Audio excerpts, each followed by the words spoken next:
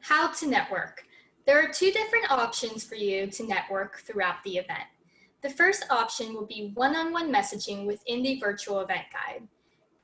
To send a one-on-one message, first head to the attendees icon here. You can then search for the attendee you would like to message in the search bar at the top left corner here. You can search by their name, company, title, or disease affiliation.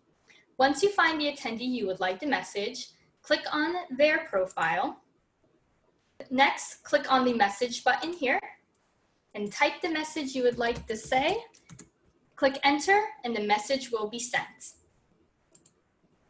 You are also able to add the contact to your contact list if you would like to by selecting this Add Contact button.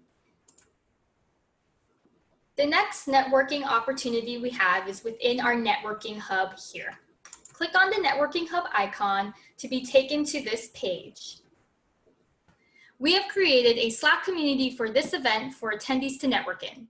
You will receive an invitation via email to join the Global Genes Live Slack community. Please be sure to join the Slack through that email to gain access. Once you are logged into the virtual event guide here, you will then be able to click on this link to take you to the Slack community. If you get to this page and realize that you haven't joined the Slack via your email invite yet, no worries. Click on this link to join.